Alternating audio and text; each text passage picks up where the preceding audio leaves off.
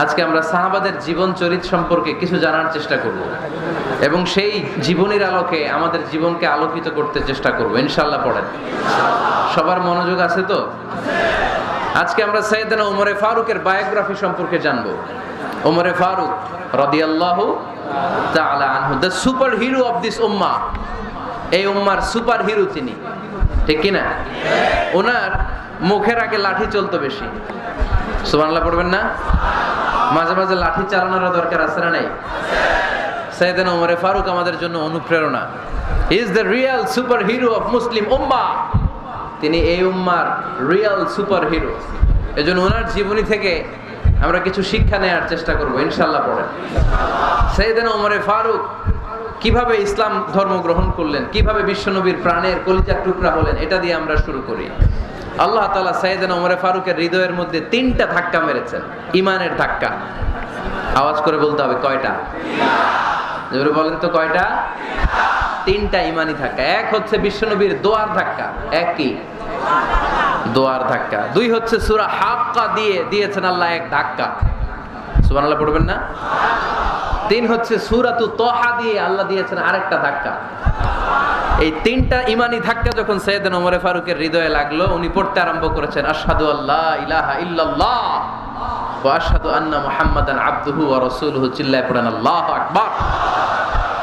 বিশ্বনবী মক্কায় বসে বসে তাহাজ্জুদের সালাত পড়ে আল্লাহর কাছে দোয়া করলেন, আল্লাহুম্মা আইজ্জাল ইসলাম বিআহাব্বির রাজুলাইনি ইলাইক। ও আল্লাহ, 2 জন লোকের নাম বলবো, 2 জনের দরকার নেই।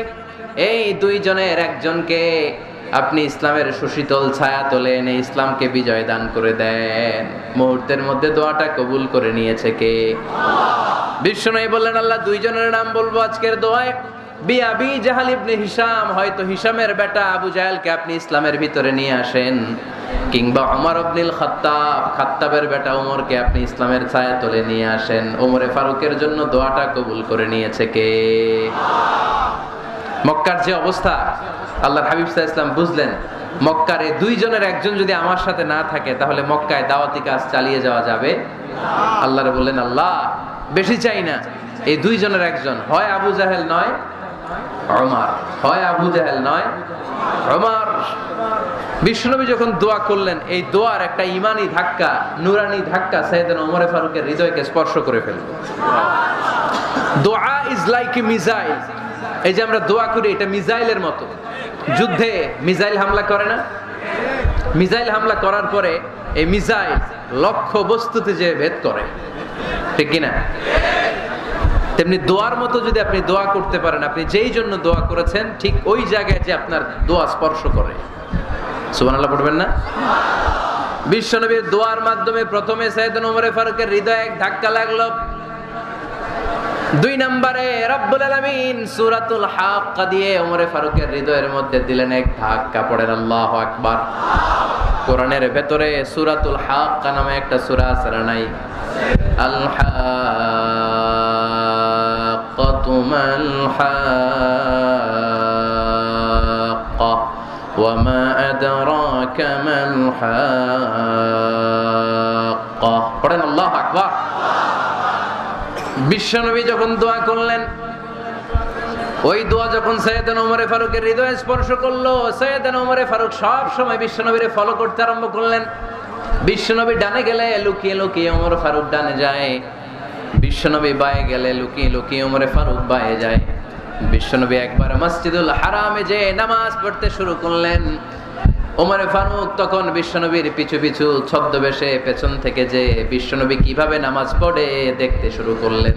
বিশ্বনবী ইন দা মিন টাইম এশার নামাজে আল হাক্কাতু মাল হাক্কা তেলাওয়াত শুরু করে দিলেন। আল হাক্কাতু মাল হাক্কা তেলাওয়াত শুরু করে দিলেন। তেলাওয়াত করতে করতে বিশ্বনবী যখন তেলাওয়াত করতেছে, ওমরে ফারুক এরকম দুলতেছে আর মজা পাচ্ছে। ও মিয়া, বিশ্বনবীর কণ্ঠ বুঝি আমার মতো কণ্ঠ, আপনার মতো কণ্ঠ, আহমদ বিন ইউসুফের কণ্ঠ, আব্দুল বাসিতের কণ্ঠ না? বিশ্বনবীর গলায় যে কি সুরের ঝংকার আল্লাহ দিয়েছেন, কি সুরের লহরী আল্লাহ দিয়েছেন, একবার যে শুনতো পাগল হয়ে যেত। আল্লাহু আকবার। বিশ্বনবী সূরা হাক্কা মন্ত্রমুগ্ধ তেলাওয়াতে মন্ত্রমুগ্ধ সুর দিয়ে মন্ত্রমুগ্ধ কণ্ঠ দিয়ে তেলাওয়াত করতে লাগলেন। এশার সালাতে ওমরে ফারুক দুলতে লাগলেন। ওমরে ফারুক যত শুনেন অবাক হয়ে যায়, যত শুনেন অবাক হয়ে যায়, যতই শুনে অবাক। কিরে, কারণ তিনি আরবি ভাষা বুঝতেন। এত সুন্দর শব্দের গাঁথুনি, এত প্রাঞ্জল বর্ণনা, এত সুন্দর অন্তমিল, এটা কবিতা না হয়ে পারে না। উনি মনে মনে ভাবলেন এটা মনে হয় কবিতা। It might be poem, it could be poem. Muhammad মনে হয় কবি হয়ে গেছে, তার কাব্য প্রতিভা দিয়ে সে এটা বানিয়েছে। তা না হলে এত সুন্দর কথা এটা কবিতা না হয়ে পারে। ইন দ্য মিন টাইম বিশ্বনবী কিন্তু দেখতেছে না যে পেছনে ওমর। বিশ্বনবী তেলাওয়াত করছিলেন। ইন দ্য মিন টাইম বিশ্বনবী পড়ছিলেন ওমা হুয়া বিকাউলি শাইরিন কলিলাম মা তুমিনুন। এই আয়াতের অর্থ হলো এটা কোনো কবির কথা নয়, খুব অল্প সংখ্যক লোকই তোমরা ঈমান আনো। সুবহানাল্লাহ পড়েন। এটাকে বলে কোইন্সিডেন্ট। কোইন্সিডেন্ট হুট করে অনেক সময় মিলে যায়, যায় কি যায় না? আপনি একজনের কথা ভাবতেছেন, বাজারে গেলেন, বাজারে যেই দেখেন ওই লোকটা দাঁড়ায় আছে, এরকম হয় কি হয় না? কোইন্সিডেন্ট। ওমরে ফারুক মনে মনে যেটা ভাবতেছে ওই কথা দিয়ে বিশ্বনবী তেলাওয়াত করতেছে। আল্লাহু আকবার। বিশ্বনবী যে আয়াত তেলাওয়াত করছিলেন, আয়াতের অর্থ হলো এটা কোনো কবির বানানো কবিতা না, খুব অল্প সংখ্যক লোকই তোমরা ঈমান আনো। ওমরে ফারুক আটকে উঠলেন, থমকে দাঁড়ালেন। ঘটনা কি? আমি মনে মনে ভাবলাম কি রে, এত সুন্দর কথা, এটা তো মানুষের কথা হতে পারে না, এটা নিশ্চয়ই কবিতা, কবির কথা। কিন্তু এবার আর ওমরে ফারুকের সহ্য হয় না। কি আজীব তামাশা! প্রথমে মনে করলাম কবিতা, মোহাম্মদ কয় কবি না, সে কবি না, এটা কবিতা না। তারপর ভাবলাম সে গণক, সে আয়াত পরে পরে বলে দিল এটা গণনা নয়, তাহলে এটা কি? এটা কি কবিতাও না, গণনাও না, তাহলে এটা কি? বিশ্বনবী তখন বললেন তানজিলুম মির রাব্বিল আলামিন। সুবহানাল্লাহ পড়েন। পরের আয়াত ছিল তানজিলুম মির রাব্বিল আলামিন। এটা দুনিয়ার কোনো কবির বানানো কবিতা না, এটা কোনো গণকের গণনা না, এটা কোনো সাহিত্যিকের বানানো সাহিত্য নয়, এটা মহাবিশ্বের পরিচালক রব্বুল আলামিনের কাছ থেকে পাঠানো কিতাব কোরআন। সূরা হাক্কার ধাক্কায় ওমরে ফারুক কাইত। প্রথমে ধাক্কাটা লাগলো যে দোয়া। বিশ্বনবী তাহাজ্জুদে কেঁদে দোয়া করলেন, আল্লাহ হয় আবু জাহেলরে দিবা নাইলে ওমরে দিবা। ওই দোয়া ওমরে ফারুকের হৃদয়ে ছোঁয়া লেগেছে। এরপর হাক্কা, সূরাতুল হাক্কা দিয়ে দিলে এক ধাক্কা। এই ধাক্কা খেয়ে উথাল পাথাল হৃদয়ের মধ্যে, হায় রে এ কি বাণী, এ কেমন কথা, কে মুহাম্মদ? তারপরও শয়তানের ওয়াসওয়াসা আছে না নাই? আল্লাহ বলে যতই ওয়াসওয়াসা ওমরকে দেয়া হোক, আমি ওমরে ফারুককে এই মুসলিম উম্মাতের সেনাপতি বানিয়ে ছাড়বো, আমি সেনাপতি বানাবো। এবার 3 নাম্বার ডোজ। ডাক্তারের কাছে গেলে প্রথমে দেখবেন সিম্পল ডোজ দেয়, নরমাল ওষুধ। এটাতে কাজ না হলে ডোজ বাড়ায়, একেবারে কাজ না হলে অ্যান্টিবায়োটিক মারে, আছে না নাই? আল্লাহ প্রথমে দোয়ার ছোঁয়া লাগালেন, তারপর সূরা হাক্কা দিয়ে ধাক্কা মারলেন। এরপরে রব্বুল আলামিন বলেন এবার 3 নাম্বার ডোজ, সূরা তহা দিয়ে আমি তোমার হৃদয়টারে উজালা বানায় দেব রে ওমর। শয়তান ওদিক দিয়ে ওয়াসওয়াসা, খেলা 2 দিক থেকে চলতেছে। আল্লাহ তাআলা হেদায়েতের রাস্তায় টানছে, শয়তান জাহান্নামের দিকে টানছে। ঘোষণা দেয়া হলো মক্কায়, মুহাম্মদের মাথা কেটে এনে দিলে এত এত স্বর্ণ মুদ্রা দেয়া হবে। ওমরে ফারুক রাজি হয়ে গেলেন। নাঙ্গা তলোয়ার নিয়ে বিশ্বনবীর মাথা কাটার জন্য ছুটলেন। নাউজুবিল্লাহ পড়বেন না? বনু জাহরা গোত্রের এক লোক বলে, আইনা ইয়া আমার, কই যাও? মুহাম্মদের মাথা কাটতে যাই। আরে মুহাম্মদের মাথা কাটতে যাও? তোমার বোন ফাতিমা বিনতে খাত্তাব আর তোমার বোন জামাই সাঈদ কদ সাবা, এরা তো ধর্ম ত্যাগ করে ফেলছে। এটা তো আমাদের ধর্ম ত্যাগ করে মুহাম্মদের ফলোয়ার হয়ে গেছে। আগে ওমর ঘর সামলাও, পরে মুহাম্মদের মাথা কাটতে যেও। ওমর ফারুক অবাক হয়ে গেলেন। তলোয়ার নিয়ে বিশ্বনবীর দিকে না যে নিজের বাড়ির দিকে চলে গেলেন। বিশ্বনবীর আপন বোন ফাতিমা বিনতে খাত্তাব, বোন জামাই সাঈদ আর খাব্বাব রাদিয়াল্লাহু তাআলা আনহু 3 জন মিলে সূরা তহা তেলাওয়াত করছিলেন। পড়েন সুবহানাল্লাহ। মক্কায় লুকিয়ে লুকিয়ে দাওয়াত হতো। খাব্বাব রাদিয়াল্লাহু তাআলা আনহু একটা চামড়ার ফলকের মধ্যে সূরা তহার কয়েকটা আয়াত এনে ওমরে ফারুকের বোন আর বোন জামাইকে শিক্ষা দিচ্ছে, ট্রেনিং দিচ্ছে। সুবহানাল্লাহ পড়েন। লুকিয়ে লুকিয়ে ওমরে ফারুক যখন ঘরে চলে আসলেন, এরা তটস্থ হয়ে গেল। সাইয়েদনা খাব্বাব বিছানার তলায় লুকিয়ে গেলেন। ওমরে ফারুক বললেন, দরজা খোলো। ফাতেমা বিনতে খাত্তাব দরজা খোলার পরে নির্মম ভাবে সাইয়েদনা ওমর রাদিয়াল্লাহু তাআলা আনহু বোনের গায়ে আঘাত শুরু করে দিল। বোন জামাইকে আহত করতে শুরু করলো আর বলতে শুরু করলো, তোরা পাগল হলি কেন? কি আছে ওই মুহাম্মাদের মধ্যে? কি জাদু নিয়ে এসেছে?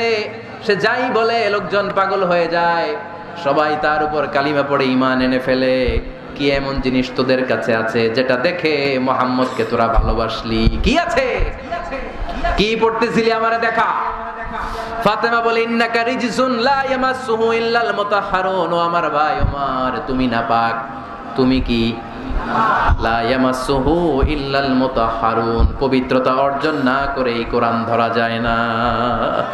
সুবহানাল্লাহ পড়েন। ওমরে ফারুক গোসল করে আসলেন, কারণ ধাক্কা তো আগে কয়েকটা খাইছে। কথা বুঝেন নাই বোধহয়? প্রথমে দোয়ার ধাক্কা, পরে কোন সূরা দিয়ে ধাক্কা? হাক্কা দিয়ে ধাক্কা। 3 নম্বরে এখন আরেকটা ধাক্কা খাবে। গোসল করে আসলেন। ফাতেমা বিনতে খাত্তাব বললেন, গোসল যখন করে এসেছেন এই নেন। ওমরে ফারুক এবার চামড়ার কাপড়ের মধ্যে সূরা তহার প্রথম আয়াতের দিকে নজর করলেন। নজর করেই কোরআনের প্রেমে পড়ে গেলেন। পড়েন সুবহানাল্লাহ। ওমর ফারুক পড়তে আরম্ভ করলেন, তহা মা আনজালনা আলাইকাল কুরআনা লিতাশকা ইল্লা তাযকিরাতান লিমান ইয়াখশা তানজিলাম মিম্মান খালাকাল আরদা ওয়াস সামাওয়াতিল উলা। সুবহানাল্লাহ পড়েন। উনি পড়তে আরম্ভ করলেন, তহা মা আনজালনা আলাইকাল কুরআনা লিতাশকা, এই কোরআনকে আমি তোমাদের হতভাগ্য জাতি হিসেবে দুনিয়ায় থাকার জন্য পাঠাই নাই। এটা রব্বুল আলামিনের পক্ষ থেকে এসেছে। যারা রবকে ভয় করে তাদের জন্য আছে উপদেশ। যিনি আকাশ বানিয়েছেন, জমিন বানিয়েছেন, ওই আল্লাহ তাআলা নিজেই এই কোরআন পাঠিয়েছে। আওয়াজ করে পড়তে হবে আল্লাহু আকবার। উনি খুব ভালো আরবি জানতেন। সূরা তহা পড়ার পরে আর ধৈর্য ধারণ করতে পারে না। ওমর ফারুক ছোট্ট বাচ্চার মতো কান্না শুরু করে দিলেন। আল্লাহু আকবার। সূরা তহাটা হাতে নিয়ে, তলোয়ারটা হাতে নিয়ে বিশ্বনবীর দিকে ছুটতে আরম্ভ করলেন। আইনা মুহাম্মদ, কোথায় মুহাম্মদ? তোমরা আমাকে মুহাম্মাদের কাছে নিয়ে চলো। বিশ্বনবী তখন সাফা পাহাড়ের পাদদেশে দারুল আরকাম ইবনে আলকামের ঘরে লুকিয়ে লুকিয়ে কোরআনের দাওয়াত দিতেন। ওমরে ফারুককে পাগলের মতো ছুটে আসতে দেখে বিশ্বনবীর চাচা হামজা ইবনে আব্দুল মুত্তালিব বলল, নবী আপনি পালান। ওই যে খাত্তাবের বেটা ওমর আপনাকে অপমান করার জন্য, আক্রমণ করার জন্য তেড়ে এসেছে। সাহাবীরা বললেন, নবী আপনি পালিয়ে যান, আমরা সামাল দেব। বিশ্বনবী বললেন, না আমি পালাবো না, বরং তোমরা সরে যাও। ওমর ইবনে আল খাত্তাবকে আমার দরবার পর্যন্ত আসতে দাও। আমার তো মনে হচ্ছে ওই যে তাহাজ্জুদের নামাজ শেষে চোখের পানি ছেড়ে যে আমি আল্লাহর কাছে দোয়া করেছি, আজকে আমার ওই দোয়াটা কবুল হতে শুরু করেছে। আমার তো মনে হচ্ছে আমার ওই দোয়া কবুল হবে, আসতে দাও। ওমর ফারুক এসে বললেন, আশহাদু আল্লা ইলাহা ইল্লাল্লাহ ওয়া আশহাদু আন্না মুহাম্মাদান আবদুহু ওয়া রাসূলুহু, আমি সাক্ষ্য দিলাম আল্লাহ ছাড়া কোনো ইলাহ নাই, নিশ্চয় আপনি আল্লাহর প্রেরিত বান্দা এবং রাসূল। পড়েন সুবহানাল্লাহ। ওমর ফারুক যখন কালিমা শাহাদা পড়ে মুসলমান হয়ে বিশ্বনবীর হাতে হাত রাখলেন, নমুসলিম সাহাবীদের মধ্যে খুশি আর আনন্দের বন্যা বয়ে গেল। নমুসলিম হাতে গোনা সাহাবারা আল্লাহর প্রশংসা করলেন। বিশ্বনবী সাইয়েদনা ওমর ফারুককে জড়িয়ে ধরলেন। ওমর ফারুক এবার বিশ্বনবীরে বললেন, নবী গো, আলাসনা আলাল হক, আমরা কি সত্যের উপরে আছি নাকি আমরা ভুলের উপরে আছি? বিশ্বনবী বললেন, বালা নাহনু আলাল হক, আমরাই সত্যের উপরে আছি। সুবহানাল্লাহ পড়েন।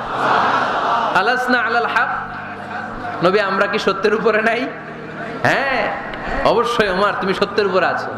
ওমরে ফারুক বললেন, তাহলে ফাফিমাল ইখতিফা, তাহলে লুকায় লুকায় আর দাওয়াত দেব কেন? আমি তো কালিমা পড়ে ফেলছি, আসেন আমার সাথে বের হই। ফাফিমাল ইখতিফা, আর লুকায় লুকায় কেন? আসেন আমরা বাইরে বের হই। বিশ্বনবী বললেন, ওমর এটা মাক্কি জীবন, এখানে আমরা একটু গোপনে গোপনে দাওয়াত দিতে চাই। ওমরে ফারুক বলে, না, আমার দায়িত্ব, আমি একটা মিছিল দিতে চাই নবী। আল্লাহর নামের তাকবীর দিতে দিতে দারুল আরকাম থেকে শুরু করে মসজিদুল হারাম পর্যন্ত একটা মিছিল দিয়ে আমি মক্কা কাঁপায়া দেব। অনুমতি দেন, বিশ্বনবী দিতে চায় না। ওমর ফারুক অনেক বোঝানোর পরে স্বল্প পরিসরের একটা অনুমোদন পাওয়া গেল বিশ্বনবী সাল্লাল্লাহু আলাইহি ওয়াসাল্লামের কাছ থেকে। কিন্তু মিছিল যে দিবে, মিছিলের জন্য লোকের দরকার আছে না নাই? এখানে লোক নাই, আমি একাই মিছিল দিতেছি, এটা জমবে? মিছিল জমবে? খুঁজে উনি 11 জন মুসলিম সাহাবা পেলেন। কয়জন? ওমরে ফারুক বললেন 11 জনই সই। এই 11 জন নিয়েই আমি আল্লাহর নামের তাকবীর দিব। 2 লাইন করলেন। কয় লাইন? 2 লাইন। পেছনে 6 জন, আর এই লাইনের নেতা বানালেন বিশ্বনবীর চাচা হামজাকে রাদিয়াল্লাহু তাআলা আনহু। আর সামনে 5 জন, তার আগে দাঁড়ালেন উনি নিজেই। তাহলে 6 6 12। বললেন এই 2 লাইনই আমরা তাকবীর দিতে দিতে, বেশি না, এই দারুল আরকামের ঘর থেকে, আপনারা জানেন যে সাফা মারোয়া এখন যে সাই হয়, এই সাফার পাদদেশে ছিল দারুল আরকামের ঘর। উনি বললেন এখান থেকে ওই যে কাবার গিলাফ দেখা যায়, কাবার গিলাফ পর্যন্ত আমরা এই তাকবীর নিয়ে ওখানে যাব। সুবহানাল্লাহ পড়বেন না? ওখানে উনি দাঁড়িয়ে ছোট্ট একটা ভাষণ দিয়েছিলেন। উনি বলেছিলেন মান আরাদা আন তাসকুলা উম্মু ওয়া ইয়াতামা ওয়ালাদু ওয়া তারমিলা যাওজাতুহু ফালিয়াসুদ্দানি। খেয়াল করে শুনেন, কান দুইটা খরগোশের কানের মতো খাড়া করেন।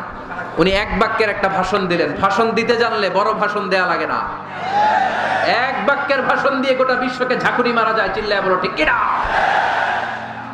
ওমরে ফারুক এক বাক্যের একটা ছোট্ট ভাষণ দিলেন। মান আরাদা আন তাসকুলা উম্মু, কে আছো মায়ের এই মক্কায়, কে আছো মায়ের বুক খালি করতে চাও? ইয়াতামা ওয়ালাদু, কে আছো বাচ্চাগুলারে, নিজের সন্তানগুলোরে ইয়াতিম বানাতে চাও? কে আছো তারমিলা যাওজাতুহু, নিজের স্ত্রীকে বিধবা বানাতে চাও? ফালিয়া সুদ্দানি, বুকের পাটা থাকলে আমি ওমর রে থামাও। ফালিয়া সুদ্দানি, দেখি মক্কায় কার এত বড় বুকের পাটা। কে আছো মায়ের বুক খালি করতে চাও, সন্তান রে এতিম বানাতে চাও, স্ত্রীকে বিধবা বানাতে চাও? ফালিয়া সুদ্দানি, পারলে আমারে ঠেকাও। এই বলে উনি আল্লাহু আকবার, আল্লাহু আকবার, আল্লাহু আকবার বলে স্লোগান শুরু করে দিলেন। এক এক স্লোগানে মক্কার মরুজমিন থারথার করে কাঁপতে আরম্ভ করলো। এই মিছিল মক্কার কেউ দেয় নাই। মিছিলের আওয়াজ শুনে আবু জাহেল বাইরিস, উতবা বাইরিস, শাইবা, ওয়ালিদ ইবনে মুগিরা সব বের হয়েছে। কিরে, আমার এলাকায় এত বড় স্লোগান, কার এত সাহস? বের হয়ে দেখে মিছিলের সামনে ওমর।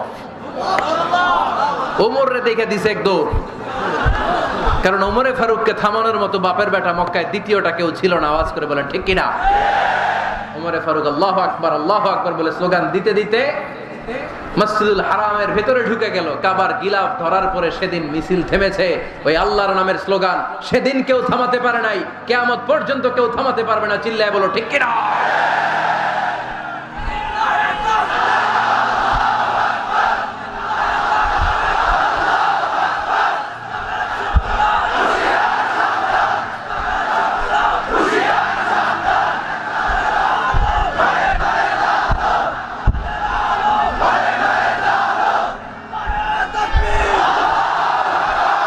ওই রকম একটা ওমরের দরকার, আমাদের বেশি চাই না। জোরে বলেন ঠিক কিনা?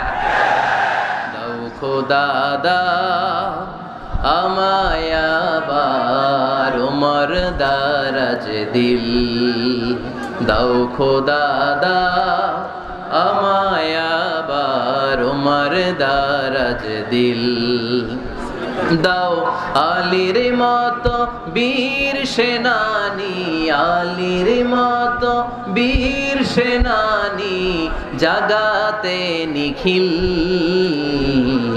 দাও খোদা দাও আমায় আবার ওমর দারাজ দিল। সুবহানাল্লাহ পড়েন। একটা ওমর লাগবে। চিল্লায় বলেন কয়টা? ওই ওমরের অপেক্ষায় বাংলাদেশ সহ গোটা মুসলিম উম্মাহ, ঠিক কি না? একটা ওমরই যথেষ্ট। আমাদের সেন্ট্রাল লিডারশিপ নাই তো, আমাদেরকে এদিকে লাথি মারলে আমরা ওইদিকে যাই, ওদিক থেকে গুতা মারলে আমরা এদিকে যাই। আমাদের রিপ্রেজেন্টেটিভ, আমাদের প্রতিনিধিত্ব করার মতো কোনো কেন্দ্রীয় লিডারশিপ নেতৃবৃন্দ গোটা বিশ্বে নাই, ঠিক কি না? আমরা সেই ওমরে ফারুকের অপেক্ষায়, আমরা সেই ইমাম আল মাহাদির অপেক্ষায়। এই ওমরে ফারুক আমাদের মডেল, ঠিক কি না? থার্ড ইন পজিশন এই পুরা উম্মতের মধ্যে ওনার পজিশন নাম্বার 3। 1 নাম্বার পজিশন বিশ্বনবীর, কার? 2 নাম্বার পজিশন কার? আবু বকর। 3 নাম্বার পজিশন কার? ওমরে ফারুকের। বিশ্বনবী বলতেন লা নবিয়্যা বা'দি, লা নবিয়্যা বা'দি, আমার পরে কোনো নবী নাই। ওয়ালা রাসূলা, আমার পরে কোনো রাসূলও নাই। আমার নবীর পরে আর কোনো নবী আছে? আমার নবীর পরে আর কোনো রাসূল আছে? এই যে কাদিয়ানি যে একটা সম্প্রদায় আছে, এরা কি মুসলিম নাকি অমুসলিম? মুসলিম সম্প্রদায়ের সাথে এদের কোনো সম্পর্ক নাই। চিল্লা বলেন ঠিক কিনা? এরা যদি মুসলমান হতে চায়, আমার নবী দ্য লাস্ট মেসেঞ্জার বিশ্ব নবীকে খাতামুন নবী হিসেবে সংবাদ সম্মেলন করে গোটা বিশ্বকে জানাই দিতে হবে, তারপরে তাদেরকে আমরা মুসলিম হিসেবে স্বীকৃতি দিব। চিল্লায় বলেন ঠিক কিনা? তা না হলে তারা কোন ধর্মের এটাকে জানাই দিতে হবে। No inferiority complex, no identity crisis. Identity ক্রাইসিসে থাকা যাবে না। আপনারা কোন ধর্মের এটা জানাই দেন।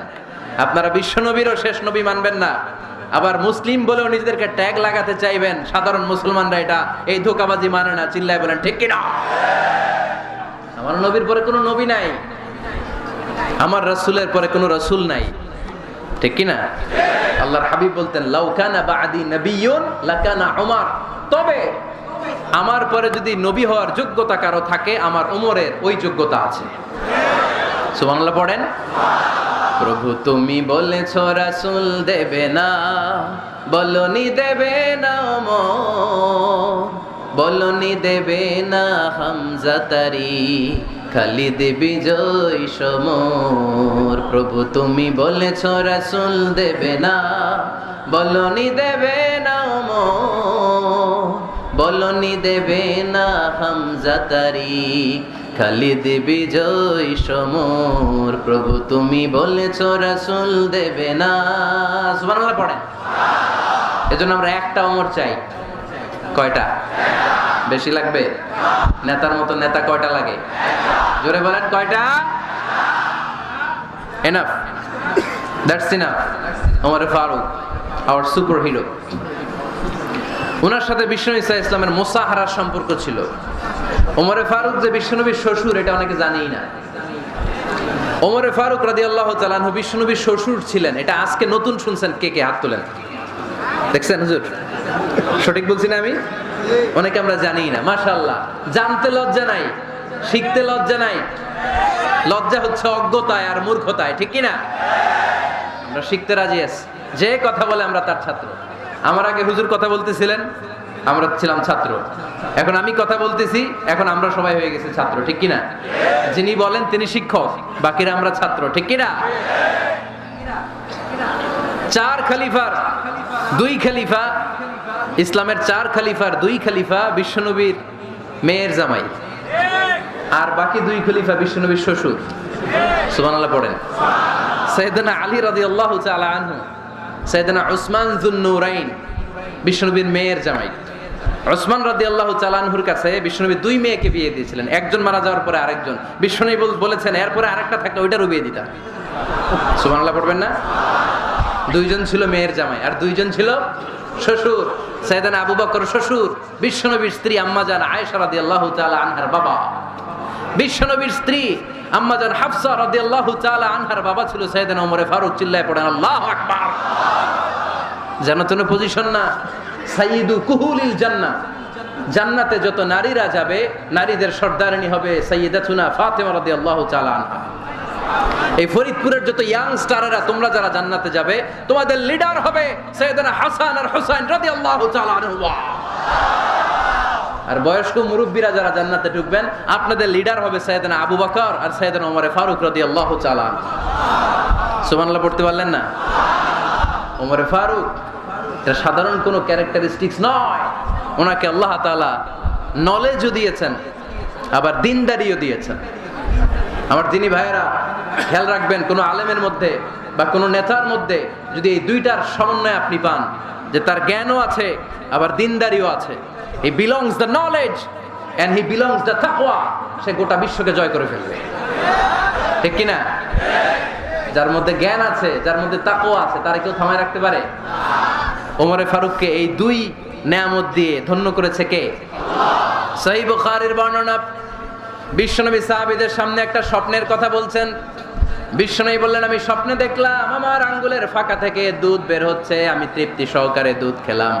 খাওয়ার পরে দেখলাম আঙ্গুলের মধ্যে একটু দুধ লেগে আছে।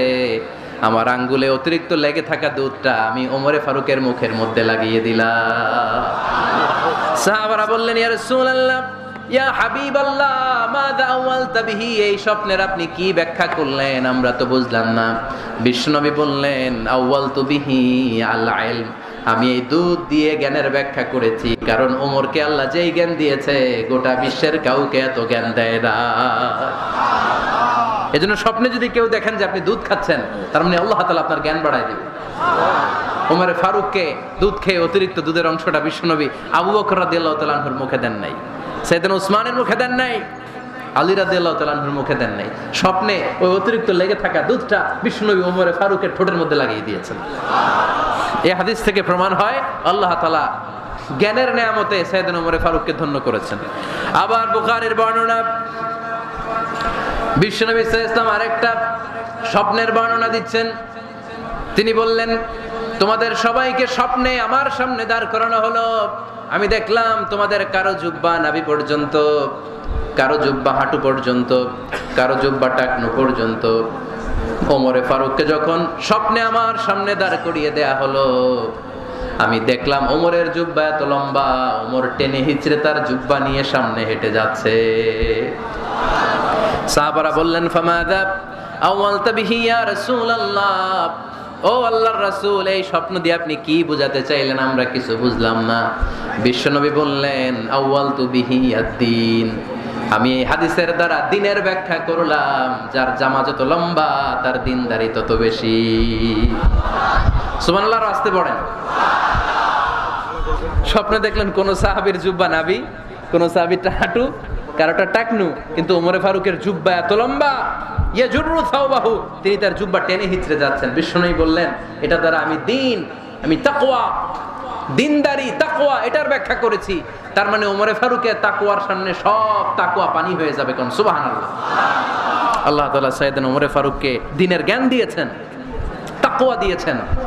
যুবক ভাইরা, যাকে আল্লাহ তাআলা দ্বীনের জ্ঞান দেয়, যাকে আল্লাহ তাআলা তাকওয়ার এই গুণ দিয়ে সমৃদ্ধ করে, তার জন্য গোটা বিশ্বের সব দরজাগুলোকে ওপেন করে দেয় কে? কত বড় মুত্তাকি ছিলেন সাইয়েদনা ওমর ফারুক। মদিনার সমাজে কয়জন মুনাফিক ছিল বিশ্বনবী ছাড়া কেউ বলতে পারতেন না। বিশ্বনবী কোন সাহাবীকে মুনাফিকদের লিস্ট দিয়ে যান নাই, একজন সাহাবী ছাড়া। দেখি কেউ বলতে পারেন কিনা ওই সাহাবীর নাম? কি নাম? হুযায়ফা ইবনুল ইয়ামান রাদিয়াল্লাহু তাআলা আনহু। ওনাকে বলা হতো সাহিবু সিররি রাসূলিল্লাহ, আল্লাহ রাসূল সাল্লাল্লাহু আলাইহি ওয়াসাল্লামের গোপন তথ্যের ধারক বাহক। সুবহানাল্লাহ পড়বেন না? বিশ্বনবী ইন্তেকালের আগে মদিনার সমাজে মোট কয়জন মুনাফিক আছে, এই তথ্য আবু বকরকে বলেন নাই, ওমর রাদিয়াল্লাহু তাআলা আনহুকে বলেন নাই, উসমান রাদিয়াল্লাহু তাআলা আনহু, আলী রাদিয়াল্লাহু তাআলা আনহু, আশারাতুল মুবাশশিরিনা বিল জান্নাহ কোন সাহাবীকে বলেন নাই। শুধুমাত্র কেবলমাত্র একমাত্র হুযায়ফা ইবনুল ইয়ামান রাদিয়াল্লাহু তাআলা আনহুর কাছে মুনাফিকদের লিস্টে বিশ্বনবী দিয়ে গিয়েছেন। সুবহানাল্লাহ পড়েন। মদিনায় কারা কারা মুনাফিক কেউ জানতো না হুযায়ফা ছাড়া। কে ছাড়া? নামটা আজকে মুখস্থ করেন, যাতে অন্য কোনো ওয়াজে কেউ জিজ্ঞেস করলে বলতে পারেন। মুনাফিকদের লিস্ট যে সাহাবীর কাছে বিশ্বনবী দিয়ে গিয়েছিলেন, সাহাবীর নাম কি? নাম? নামটা কেমন লাগে? ভাল লাগে? অনেকে আমারে জিজ্ঞেস করে, হুজুর আমার ছেলে হবে আগামী মাসে, একটা নাম দেন। নাম দিয়ে দিলাম হুযায়ফা। যাদের হবে ছেলে, এলাকা যাদের নেক্সট কয়েক মাসে ছেলে হবে, খালি হুযায়ফা চলবে। কি চলবে? ভাল লাগে? নামটা ভাল লাগে? রাইখেন, অনেক সুন্দর নাম। উনি জানতেন মুনাফিক কারা। দেখেন ওমরে ফারুকের তাকওয়ার লেভেলটা কত হাই। ওমরে ফারুক একদিন হুযায়ফা রাদিয়াল্লাহু তাআলা আনহুর কাছে গেলেন, যে বললেন, হুযায়ফা, বিশ্বনবী ইন্তেকালের আগে মুনাফিকদের নামের লিস্টটা কারো কাছে দেয় নাই, আমার জানা নাই, সাইয়েদনা আবু বকরের জানা নাই, কোন সাহাবীর জানা নাই, তুমি ছাড়া। আমি তোমার কাছে জানতে চাই, আমি ওমরের নামটা ওই মুনাফিকদের খাতায় আছে কিনা আমার একটু বলো। আমার ওমরের নামটা ওই মুনাফিকদের লিস্টিতে একটু আছে কিনা, নামটা একটু বলো। যদি থাকে আমি ভালো হয়ে যাব, আমি নেফাকি দূর করে পাক্কা মুমিন হতে চাই। আমার নাম যদি মুনাফিকের লিস্টে থাকে আমি তো শেষ। হুযায়ফা চোখের পানি ছেড়ে দিয়ে বলে, আমিরুল মুমিনিন, কেমন প্রশ্ন করলেন আপনি? আপনি বিশ্বনবীর শ্বশুর, এই উম্মতে আপনার পজিশন 3 নাম্বার। আপনারে মুনাফিকরা ভয় পায়, শয়তান আপনারে ভয় পায়। আপনি জান্নাতে সব বয়স্ক লোকদেরকে নিয়ে জান্নাতের মধ্যে আগে আগে ঢুকবেন, কেমন করে মুনাফিকদের কাতারে আপনার নাম থাকে। হুজাইফাকে যে ধরতেন, হুজাইফা একটু বলো না আমার নামটা মুনাফিকদের লিস্টিতে আছে কিনা। ওমরে ফারুকের যদি এই টেনশন থাকে যে আমি মুনাফিক হয়ে গেলাম কিনা, আমাদের এই টেনশন থাকার দরকার আছে না নাই? হ্যাঁ, এজন্য সব সময় আল্লাহর কাছে দোয়া করতে হবে, আল্লাহ তুমি নেফাকি থেকে আমাদেরকে বাঁচাও।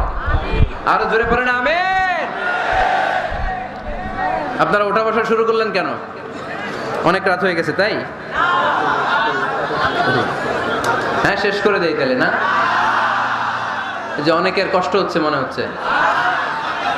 হ্যাঁ, এক নাম্বারে যাচ্ছে এইটা সব মুখস্থ দেখি। হ্যাঁ, 1 নাম্বার 2 নাম্বার 3 নাম্বার। 1 নাম্বার হইল পেশাবখানা, 2 নাম্বার পায়খানা, 3 নাম্বার নাকি এইটা।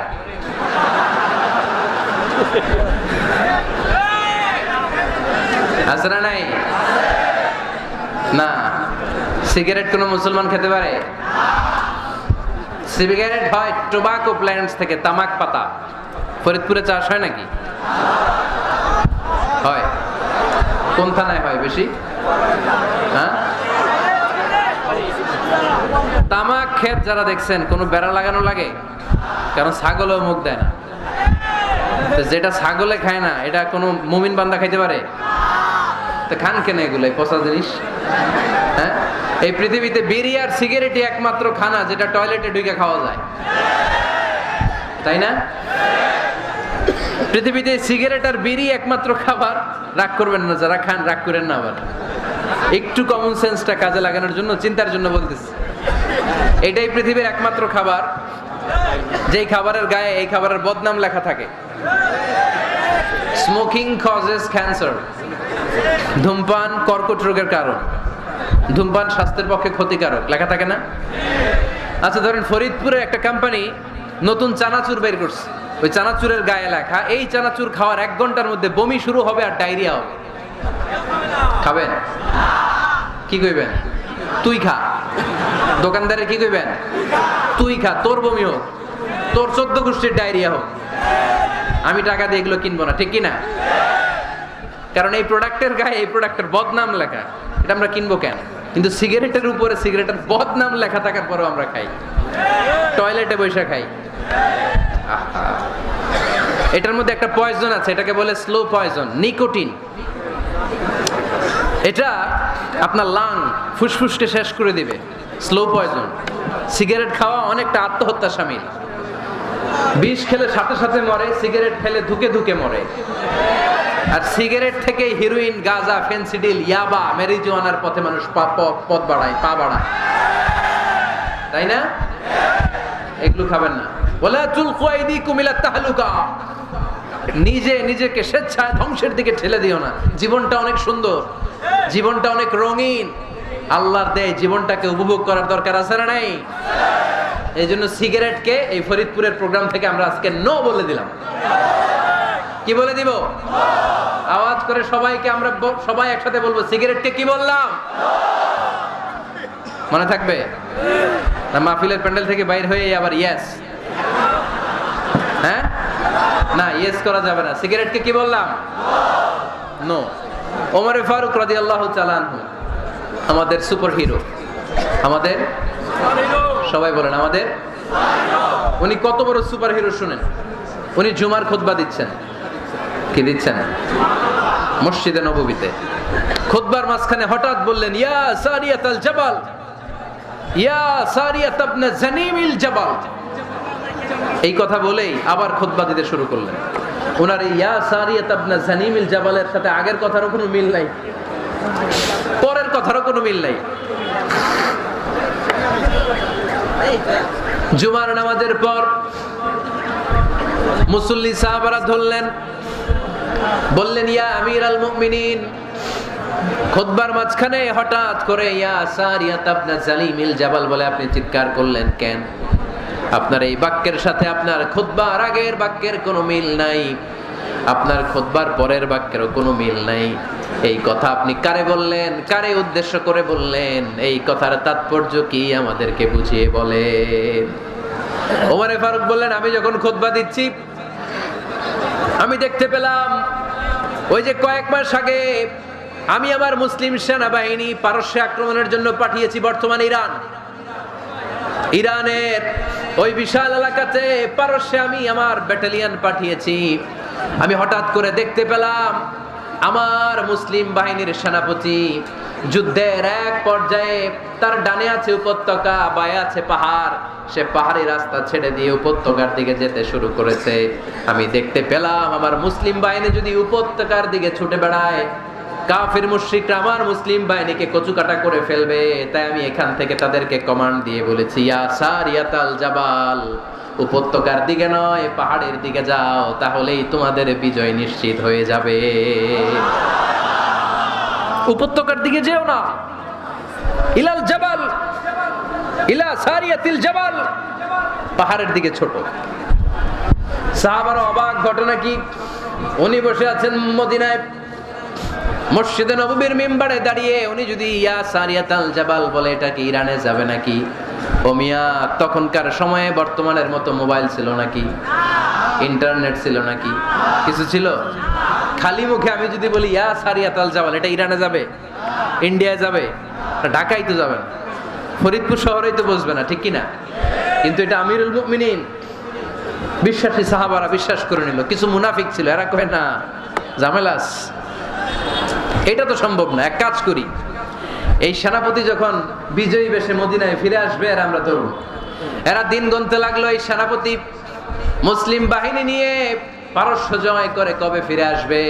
এই মুনাফিকের দলগুলো কখনো সেনাবাহিনীকে অভ্যর্থনা জানাতে যেত না, কিন্তু এইবার সবার আগে মদিনার উপকণ্ঠে যে সেনাপতিদেরকে অভ্যর্থনা জানানোর জন্য ফুল নিয়ে রেডি, ফুল নিয়ে দাঁড়ায়। সেনাপতি ঢুকার সাথে সাথে ধরছে, এই সেনাপতি কোত্থেকে আসছে? কয় পারস্য জয় করে আসছি। কয় এমন এমন দিন, জুমার দিন দুপুর বেলা যুদ্ধের মাঝখানে আমিরুল মুমিনিনের কণ্ঠের কোন কথাবার্তা শুনছো নাকি? সেনাপতি অবাক, কয় তোমরা জানলা কেমনে? শুনছি তো। সুবহানাল্লাহ পড়বেন না? আমরা যুদ্ধে একটা ভয়ঙ্কর অবস্থার মধ্যে ছিলাম, পেছন থেকে শত্রুরা আমাদেরকে আক্রমণ করতে শুরু করে দিল। ডানে যাব না বায়ে যাব, সামনে যাব নাকি পেছনে যাব, রাস্তা খুঁজে পাচ্ছি না।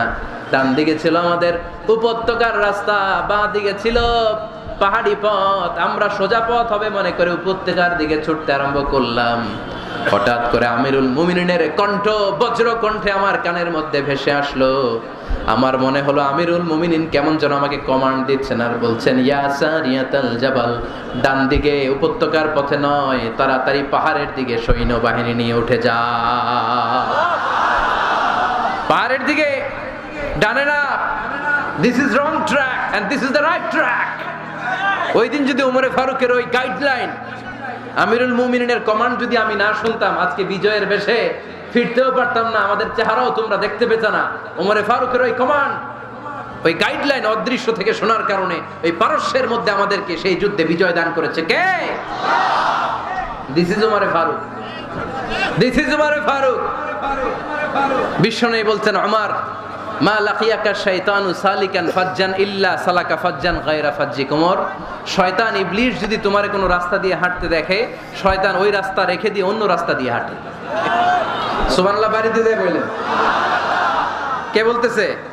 বিশ্বনবী। কার ব্যাপারে? ওমরে ফারুকের ব্যাপারে। শয়তান যদি দেখে যে ওমরে ফারুক এই রাস্তা দিয়ে হাঁটতেছে, শয়তান ওই রাস্তা রেখে দিয়ে অন্য রাস্তা দিয়ে হাঁটে। সুবহানাল্লাহ পড়েন। রাত্রিবেলা আমরা আমাদের বাচ্চা ছেলে মেয়েদেরকে যখন খাওয়াই, বাচ্চারা খেতে চায় না, এরকম হয় আপনাদের ফরিদপুর এলাকায়? হ্যাঁ, এই এলাকায় হয় নাকি?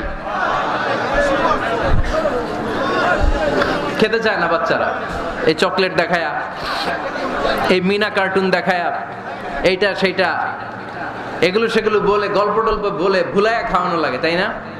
তারপরও খায় না। আমারও ছোট মেয়ে আছে, খেতে চায় না, এইটা সেইটা এমনি সেমনে খাওয়ানো লাগে। তো শেষে না পেরে মা বাবা বলতে বাধ্য হয়, ওই যে ভূত আসতেছে, ভূত, তাড়াতাড়ি তাড়াতাড়ি খাও, নাহলে যে ভূত ধরবে তোমারে। ওই যে বাঘ আসতেছে, বাঘ, তাড়াতাড়ি খাইলে নাহলে বাঘে কামড়াবে। বলি না আমরা? আপনারা কি বলেন? ভূত। আর কি বলেন? হ্যাঁ হ্যাঁ, আচ্ছা। এক এক জায়গায় এক একটা আমরা বলি ভূত আসবে, বাঘ খাবে, ভাল্লুক খাবে, তাড়াতাড়ি খাও। মদিনাতে যখন ওমরে ফারুক আমিরুল মুমিনিন, মদিনার মায়েরাও বাচ্চাদেরকে খাওয়াতে পারতো না, ছোট্ট মেয়েদেরকে খাওয়াতে পারতো না, খাওয়া নিয়ে যন্ত্রণা করতো। বাচ্চারা যখন মদিনায় খেতে চাইতো না রাত্রিবেলায়, মদিনার মায়েরা বলতো তাড়াতাড়ি খাও, হা হুয়া ইয়াতি উমর, হা হুয়া ইয়াতি উমর, তাড়াতাড়ি খা, নাইলে ওই যে ওমর আসতেছে Omar. This is our super hero সাইয়েদনা ওমর ফারুক রাদিয়াল্লাহু তাআলা। শুধু শয়তানি ভয় পেত না, মুনাফিকরাও ভয় পাইতো, জমের মতো ভয়। শুধু তাই না, আমাদের আম্মাজান বিষ্ণু ইসা ইসলামের স্ত্রীরাও ওমর ফারুককে ভয় পেতেন। সুবহানাল্লাহ কইবেন না? মাঝে মাঝে বিষ্ণু ইসা ইসলামের সাথে আম্মাজান আয়েশার ঝগড়া হতো, হতো না? আপনাদের ফ্যামিলিতে ঝগড়া হয়? হয় না? হয় না? কার কার দেখি? ওরে আল্লাহ, অনেক আল্লাহর ওলি আছে তো এই জায়গায়। ঝগড়া হয় না? কি কথা কয় ঝগড়া হয় না বলে? বিশ্বনবীর ফ্যামিলিতে ঝগড়া হয়, আপনার ফ্যামিলিতে হয় না? মিষ্টি ঝগড়া। আর ও বিয়েই করে নাই।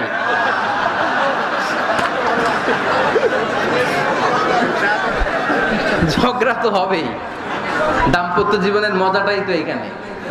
কখনো ঝগড়া, কখনো আনন্দ, একটু বৃষ্টি, একটু রোদ, একটু হাসি, একটু কান্না, ভালো লাগা ভালোবাসা শেয়ার করে নেয়া, মিলেমিশে একাকার হয়ে যাওয়া, ঠিক কি না?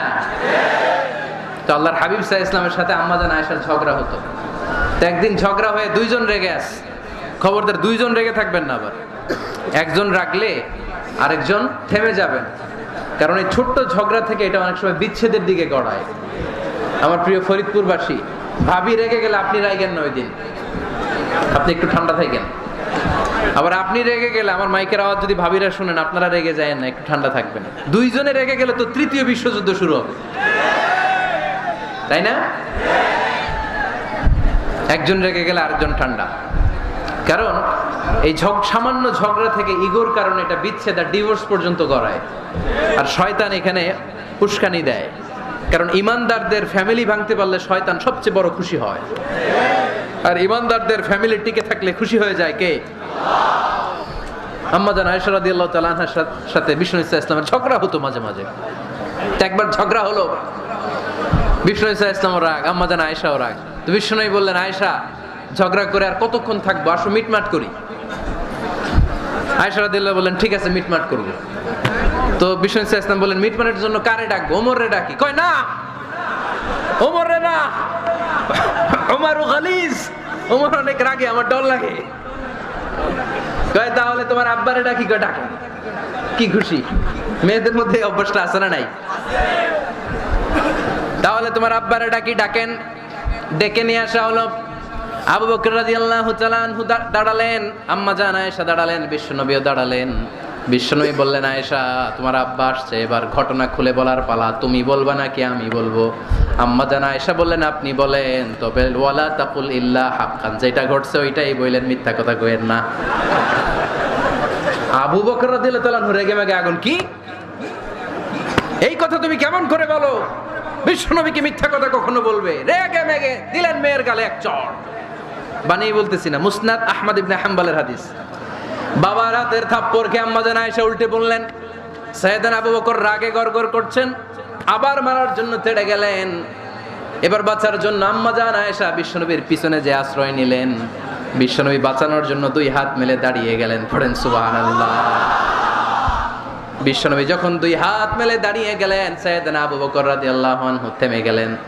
সাইয়েদনা আবু বকর রাদিয়াল্লাহু তাআলা আনহু ঘর থেকে বের হয়ে বারান্দায় দাঁড়ালেন। পড়েন সুবহানাল্লাহ। এবার বিশ্বনবী আম্মাজান আয়েশার কাছে যেয়ে বলেন, ইয়া আয়েশা কাইফা রাআইতিনি আনকাসতুকি মিনার রাজুল, দেখছো কেমনে বাঁচাইলাম? আমি না থাকলে ভর্তা বানাই ফেলতো আজকে। আমি বাঁচাইছি তোমারে, আমি, আমার লগে ঝগড়া করো তুমি। লজ্জায় পড়ে আম্মাজান আয়েশা খিলখিল করে হেসে দিলেন, বিশ্বনবীও হেসে দিলেন। দুইজনের হাসির মধুর আওয়াজ শুনে সাইয়েদনা আবু বকর বাইরে থেকে অবাক, কিরে এতক্ষণ না ঝড় তুফান, এখন দেখি হাসি। সালাম দিয়ে অনুমতি নিয়ে ভিতরে ঢুকলেন। ঢুকে দেখেন আম্মাজান আয়েশাও হাসে, বিশ্বনবীও হাসে। এই হাসি দেখে আবু বকর রাদিয়াল্লাহু আনহু হেসে দিলেন, আরশের উপর থেকে খুশি হয়ে গেলেন কে? এবার সাইয়েদনা আবু বকর রাদিয়াল্লাহু তাআলা আনহু বললেন, ইয়া রাসূলুল্লাহ আশিকানি ফি সিলমিকুমা কামা আশরাকতুমানি ফি হারবিকুমা। ও নবী, দুইজন যুদ্ধ লাগলে মীমাংসার জন্য যেমনি আমারে ডাকেন, এরকম হাসি আর আনন্দের মুহূর্তেও আমারে একটু ডাইকেন। আর শিখানি ফি সিলমিকুমা কামা আশরাকতুমানি ফি হারবিকুমা। নবী, আপনাদের মধ্যে ঝগড়া লাগলে সন্ধি করার জন্য আমারে যেমনি ডাকেন, আপনাদের হাসি খুশি আনন্দ খুনসুটি এই মজাদার মুহূর্তগুলোতে আমারে বঞ্চিত রাখেন না, আমার একটু ডাইকেন। সুবহানাল্লাহ পড়েন। এই মুসনাদে আহমদ ইবনে হাম্বলের হাদিস শোনার উদ্দেশ্য হচ্ছে, বিশ্বনবী প্রথমে ওমর ফারুকের নাম বলেছিলেন। সাইয়েদনা আয়েশা বলে, না, আমি ডরাই। হাইবাত, দিস ইজ কল্ড হাইবাত ওমর। একবার বিশ্বনবীর সব বিবিরা ধরলেন, ও নবী, আমাদেরকে এটা দেন, ওইটা দেন, ঘরে এইটা নাই, ওইটা নাই, ওইটা নাই। বিশ্বনবীকে, আমার কাছে কিচ্ছু নাই, যদি এমনি আমার বউ হয়ে থাকতে চাও থাকো, তাহলে তা না হলে যা লাগবে কিনে দেব, সাথে সাথে তালাকও দিয়ে দিব। কিছু দিতে পারবো না, আমার নাই তো, সামর্থ্য নাই। কিন্তু বিবিরাও ছাড়ে না, এটা দেন, ওইটা দেন। বিশ্বনবী রহমতের নবী, বিবিদেরকে বুঝাতেও পারেন না, বিবিরা আবদার করতেছে, নবী এটা লাগবে, ওইটা লাগবে। ইন দ্য মিন টাইম বিশ্বনবী একজনের সালাম শুনতে পেলেন। কে যেন দরজায় দাঁড়িয়ে বলতেছে, আসসালামু আলাইকুম। বিশ্বনবী দরজার দিকে তাকালেন, তাকিয়ে বললেন, ওয়া আলাইকুম আসসালাম। আর বুঝতে পারলেন এটা আমার ওমরের সালাম। সালাম দেওয়ার পরে বিবিদের দিকে তাকায় দেখে একজন বিবিও নাই, সব অন্দরমহলের ভিতরে দৌড়। সুবহানাল্লাহ পড়তে পারলেন না? This is our super hero Omar. এরকম ওমর একটা লাগবে, চিল্লায় বলেন, কয়টা? একটা ওমর গোটা বিশ্বকে সোজা করে দিবে। একটা ওমর সবল আর দুর্বলের সব পার্থক্য দূর করে দিবে। মাজলুমের উপর জালিমের অত্যাচারের অবসান ঘটায় দিবে। গোটা বিশ্বটাকে সাম্য, মৈত্রী, ভালোবাসার ইনসাফ দিয়ে পরিপূর্ণ করে দিবে। সেই ওমরের অপেক্ষায় আমরা। নিজের ছেলেকে 80টা বেত মেরেছেন। কয়টা? 80টা বেত মেরেছে। এই ব্যাপারে অনেকগুলো বর্ণনা পাওয়া যায়। সবচেয়ে সহিহ বর্ণনা হচ্ছে মুয়াত্তা ইমাম মালিকের বর্ণনা। ওমরে ফারুক রাদিয়াল্লাহু তাআলা আনহুর ছেলে আব্দুর রহমান, মারুফুন বিআবি শাহমা, ছিলেন মিশরে। ওখানে নাবিজ খেয়েছিলেন। নাবিজ হচ্ছে আরব দেশের লোকেরা দুধের মধ্যে শক্ত খুরমা রাত্রেবেলা ঢেলে দিত। ঢেলে দিলে সারা রাত ওই খুরমার রসটা দুধের সাথে মিশে দুধটা লাল হয়ে যেত। এটারে সকালবেলা খেত, খুব সুস্বাদু। এটাকে বলে নাবিজ। কিন্তু এটা রাতে ভিজাইলে সকালেই খাইতে হয়, রেখে দিলে আবার একটু সমস্যা হয়। এটা অনেকটা তারির মতো হয়ে যায়, মাতলামি চলে আসে। তো ওমরে ফারুকের ছেলে নাবিজ খেয়েছেন, মদ খাননি, নাবিজ। কিন্তু নাবিজ খাওয়াতে সাকরান চলে এসেছে। সাকরান চলে আসাতে এটা যখন প্রমাণিত হয়েছে, আমর ইবনে আস রাদিয়াল্লাহু তাআলা আনহু নাকি 80 বেত মেরেছেন মিশরে। কয় বেত? নিয়ম হচ্ছে সবার সামনে, ইনি সবার সামনে না মেরে একটু গোপনে মেরেছে। এই তথ্য যখন ওমরে ফারুকের কাছে এসেছে, উনি বললেন, না, মারতে হবে সবার সামনে, আলাদা মারলা কেন? ও মদিনায় ফিরে আসলে আমি আবার 80টা মারব। মদিনায় ফিরে আসার পরে সাইয়েদনা ওমরে ফারুক ওই আগের 80টারে আর ধরেন নাই, নিজ হাতে আবার 80টা বেত মেরেছেন। এই বেত মারার 1 মাস পরে এই আবু শাহমা ইন্তেকাল করেছে। অনেক ঐতিহাসিক বলে এই বেতের আঘাতে মরেছে, কেউ কেউ বলেছে নিজের রোগের কারণে মরেছে। কিন্তু দিস ইজ দ্য ইনসাফ সিস্টেম অফ ওমর। নিজের ছেলে বলে ছেড়ে দেয় নাই। এখন নিজের ছেলে হইলে 7 খুন মাফ, নেতার ছেলে হইলে 10 খুন মাফ, এলাকার মোড়লের ছেলে হইলে 10 খুন মাফ। ও পার্সিয়ালিটি ইন ইসলাম। ইসলামে পার্সিয়ালিটি নাই। আপনি নেতার ছেলে হন, আপনি বিজনেস ম্যাগনেটের ছেলে হন, আপনি যেই হন না কেন, ইসলামের দৃষ্টিতে সবাই সমান। চিল্লায় বলেন ঠিক কিনা? বানু মখজুমিয়া গোত্রের এক নারী চুরিতে ধরা পড়ল। সাহাবারা বললেন, নবী, মদিনার সবচেয়ে ভেরি প্রেস্টিজিয়াস এন্ড ডিগনিফাইড ফ্যামিলির মেয়ে, আপনি হাত কাটেন না, কারণ ইসলামের নিয়ম চুরি করলে কি কেটে দাও? বিশ্বনবী বললেন, বলো কি? হাত না কাটার জন্য তোমরা আমাকে রেকমেন্ড করছো? এটা আল্লাহর আইন। পৃথিবীর কেউ রেকমেন্ড করলো শোনার ক্ষমতা আমার নাই, কারণ আইনটা দিয়েছে কে? আল্লাহ। লাউ কানাত ফাতিমাতু বিনতি মুহাম্মাদিন সারাকাত লাকাতা মুহাম্মাদুন ইয়াদাহা। আরে বনু মাকসুমিয়া মেয়ে তো দূরের কথা, আমার কলিজার টুকরা ফাতেমাও যদি আজ চুরিতে ধরা পড়তো, তার হাত কেটে দিতে আমি 1 মিনিটও দেরি করতাম না। দিস ইজ ইসলাম।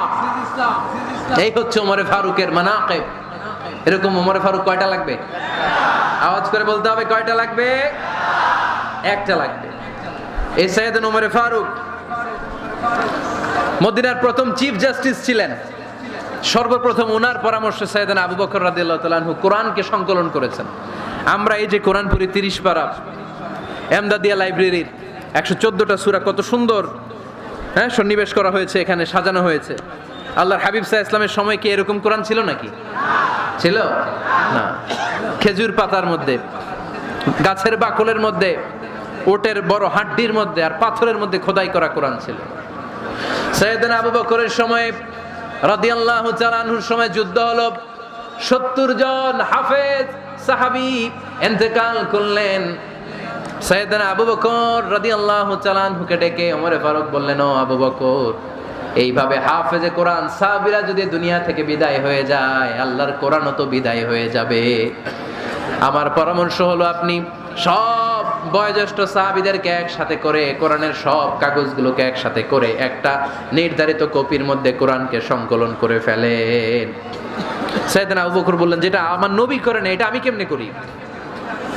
কিন্তু ওমরে ফারুক নাচরবান্দা বলে না, এটা করলে কোনো খারাপ হবে না, ভালোই হবে। মুসলিম উম্মার জন্য এক জায়গায় কোরআন সন্নিবেশিত থাকবে, আপনি করেন। সাইয়েদনা আবু বকর রাজি হয় না, ওমরে ফারুকও ছাড়ে না। ওমরে ফারুক বলতে বলতে বলতে বলতে এমন ভাবে সাইয়েদনা আবু বকর রাদিয়াল্লাহু তাআলা আনহুকে ধরলেন, সব শেষে সাইয়েদনা আবু বকর ওমরে ফারুকের কথায় কোরআন সংকলনে রাজি হয়ে গেলেন। পড়েন সুবহানাল্লাহ।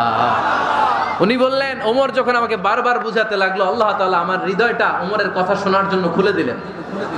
আল্লাহ তাআলা কেমন যেন আমাকে ইলহাম করলেন, আবু বকর করো, এই কাজের মধ্য দিয়ে আমি আমার কোরআনকে গোটা বিশ্বে জীবিত রেখে দেব। This is Umar. এই যে আমরা হিজরি সনের যে আমরা গণনা করি, এই হিজরি সনের প্রবর্তক হচ্ছে সাইয়েদনা ওমরে ফারুক। সুবহানাল্লাহ নাই? আপনাদের মনোযোগ আছে না গেছে? কই ঘুমাই গেলেন মনে হয়? তাকবীর দেন তো একজন আওয়াজ করে।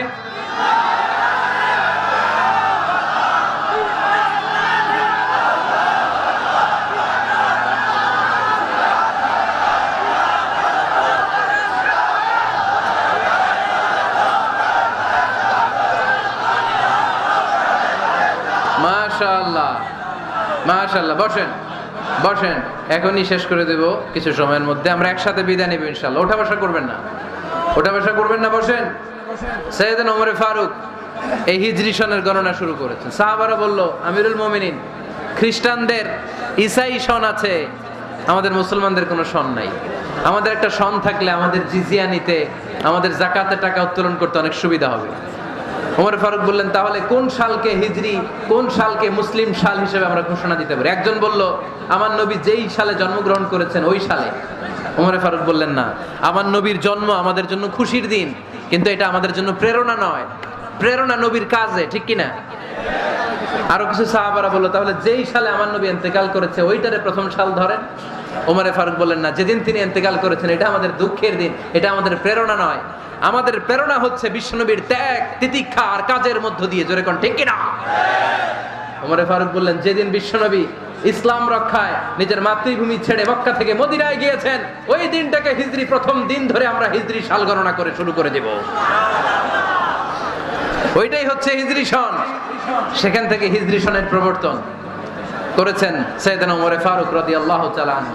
এই যে স্টেট গভর্নমেন্ট, এই যে প্রিজন, জেলখানা, ক্যান্টনমেন্ট, সচিবালয়, গণভবন, বঙ্গভবন, মুক্তিযোদ্ধাদের ভাতা, রাষ্ট্রীয় ভাতা, এই সব নিয়ম কানুন সাইয়েদনা ওমর ফারুক তার রাষ্ট্রীয় আমলে তিনি নিজে করেছেন। চিল্লায় পড়েন আল্লাহু আকবার। মুসলমানদের আলাদা কারেন্সি, নিজস্ব মুদ্রা ব্যবস্থা নিজে চালু করেছেন। সৈনিকদের মধ্যে যারা বিবাহিত, প্রতি 6 মাস অন্তর অন্তর 1 মাসের ছুটি কাটাতে তারা ফিরে আসবে, সাইয়েদনা ওমর ফারুক চালু করেছেন। চিল্লায় আওয়াজ করে পড়েন আল্লাহু আকবার। এই যে আমরা 20 রাকাত সালাতুত তারাবি পড়ি রমাদানে, পড়েন না আপনারা? এটা সাইয়েদনা ওমর ফারুক চালু করেছে। সুবহানাল্লাহ পড়তে পারলেন না? কোরআনে মোট 22টা আয়াত আছে যেখানে সাহাবারা ইনডিসিশনে ভুগছিলেন। বিশ্বনবীর মত একটা, ওমর ফারুকের মত আর একটা। এই 22 জায়গায় আল্লাহ তাআলা বিশ্বনবীর মতের পক্ষে আয়াত নাজিল না করে ওমর ফারুকের মতের পক্ষে কোরআনের আয়াত নাজিল করেছেন। আওয়াজ করে পড়েন আল্লাহু আকবার। এদিকে উঠলেন কেন আপনারা? যারা উঠছেন আমার দিকে তাকান। ঢুকতেছে, বাইরে থেকে ঢুকতেছে, বাইরে থেকে লোকজন ঢুকতেছে ভিতরে, কিছু ভিতরে ঢুকতেছে, কিছু বাইরেতেছে না। সকাল থেকে ওয়েট করতেছি তো। কজল গাবে হুজুর কজল গাবে সাইয়েদনা ওমর ফারুক। আমরা সাহাবীদের জীবন চরিত পড়তে চাই না, কত যে অনুপ্রেরণামূলক দৃষ্টান্ত সাইয়েদনা ওমর ফারুক আমাদের জন্য রেখে গিয়েছে। ওমর ফারুক যখন খলিফা, দিনের বেলায় যদি রাষ্ট্রে কোনো নিয়ম জারি করতেন, দিনের বেলায় জনগণকে কোনো বিষয়ে যদি নিষেধ করতেন, রাত্রে বেলায় খাওয়ার সময় ফ্যামিলি মেম্বারদের সবাইকে বলতেন, এই দিনের বেলা আমি জনগণকে এই কাজ করতে নিষেধ করেছি, তোমরা আমার ফ্যামিলি মেম্বার, খবরদার তোমরা এই কাজ করো না। জনগণ করলে যতটুকু শাস্তি, তোরা করলে পাবি ডবল শাস্তি। সুবহানাল্লাহ কইবেন না? আমাদের নেতারা ওই বাড়ির বিচার করে, ওই বাড়ির মাইয়ার বিচার, ওই বাড়ির পোলার বিচার, নিজের পোলা গাঞ্জা টানে আছে না নাই, নিজের মেয়ে অপরাধ করে আছে না নাই। কি নেতা ছিলেন ওমর ফারুক! আগে নিজের ঘর সামলিয়েছেন, আগে নিজেকে সামলিয়েছেন, নিজের ঘর ঠিক করেছেন, বলেছেন জনগণ করলে যত বেদ, তোরা করলে double Veda. This is call leader, ঠিক কি না? এক বাবা এসে বললেন, ওমর ফারুক আমার ছেলে কথা শোনে না, বেয়াদব। ওমর ফারুক ছেলেরে ডাকলেন, বাবা তুমি তোমার আব্বাজানের কথা শোনো না, এটা তো কবিরা গুনাহ। ছেলে বলে, ওমর ফারুক সব দায়িত্ব আমার বাবার দায়িত্ব কি? উনি বললেন, প্রাইমারিলি প্রথমত 3 দায়িত্ব। আইয়ান তাকিয়া উম্মা, পৃথিবীর প্রতিটি বাবার উচিত ছেলেদের মেয়েদের জন্য ভালো মায়ের ব্যবস্থা করা। 2 নম্বরে আইয়ুহসিনা ইসমা, সুন্দর তার একটা নাম রেখে দেয়া। 3 নাম্বার ইউআল্লিমাহুল কিতাব, তার আল্লাহর কিতাব শিক্ষা দেওয়া। এবার ছেলেকে আমার আব্বা 3টার একটাও করে নাই। এবার ওমর ফারুক রেগে গেলেন, বাবার কাঁধে ধরলেন, বললেন তুই ছেলের জন্য বিচার নিয়ে আসলি, তোর 3টা দায়িত্বের একটাও তুই পালন করিস নাই। ছেলে বলে, আমিরুল মুমিনিন আমার মা নর্তকী, আমার মা মাজুসি, আমার মায়ের মধ্যে কোনো আদব কাদব নাই, সুন্দরী দেখে আমার মারে বাবা বিয়ে করছে, আমার মায়ের কাছ থেকে জীবনে কিছু শিখি নাই। 2 নাম্বার সাম্মানি খানফাসা, আমার বাবা আমার নাম রেখেছে চামচিকা। কি নাম রাখছে? এটা নাম হইলো একটা? এরকম উল্টাপাল্টা নাম আছে না নাই? না, এগুলো রাখবেন না। আব্দুল্লাহ রাখবেন, আব্দুর রহমান রাখবেন। আরেকটা কি বলছি আজকে? হুজাইফা রেখে দিন, পারবেন? ওয়ালাম ইউআল্লিমনি হারফাম মিন কিতাবিল্লাহ আমিরুল মুমিনিন। শুধু তাই না, আল্লাহর কোরআনের একটা অক্ষর আমার বাবা কোনোদিন আমারে শিক্ষা দেয় নাই। ওমর ফারুক রেগে গেলেন, এবার বাবার কান্দে দইরা মারতে শুরু করলেন, তুই পোলার নামে বিচার নিয়ে আইছিস, তোরে মার দিমু আগে। এরকম নেতার দরকার আছে না নাই? মদিনায় এক লোক তার বউরে রাগের চোটে 100 তালাক দিয়ে ফেলছে। কয় তালাক দেয়ার নিয়ম? কয়টা দিছে? কয়টা? এবার স্ত্রী কাঁদতে কাঁদতে এসে বলে, আমিরুল মুমিনিন দেখেন, আমার স্বামী আমারে রেগে মেগে 100 তালাক দিছে। ওমর ফারুক বললেন, দইরা নিয়ে এটারে। নিয়ে আসা হলো। ওমর ফারুক বললেন, কয়টা তালাক দিয়েছো? কয় 100টা। কেন দিছো? কয় মাথা গরম আছিল। এরকম আছে না? তালাক দেওয়ার সময় সব তালাক, তুই তালাক, তোর মা তালাক, তোর বোন তালাক, সব তালাক। তালাক দিবে ওয়াইফ রে, দিতেছে সবাই রে। ওমর ফারুক বললেন, দিবে 3টা, 100টা দিলা কেন? কয় মেজাজ গরম ছিল। কয় দাঁড়া, আত-তালাকু মিন শাআইরিল্লাহ, তালাক হচ্ছে আল্লাহর দেয়া বিধানের একটা নিদর্শন, এটা নিয়ে তুই খামখেয়ালি করলি। আমার রায় শোন, আমার রায় হচ্ছে 3 তালাকে তোর বউ তালাক, বাকি 97 তালাক তোর পিঠের উপরে পড়বে। এরকম বিচারের দরকার আছে না নাই? এরকম দৃষ্টান্তমূলক বিচার যদি বাংলার জমিনে দেয়া হতো, আর কোন নারী ধর্ষিতা হতো? আর কোন নারীকে অ্যাসিড মারা হতো? আর কোন নারী যৌতুকের জন্য কান্না করতো? একটা আমল লাগবে, বেশি না। কয়টা লাগবে? তিনি গভর্নর সিস্টেম চালু করেছিলেন, governor system in Islamic state.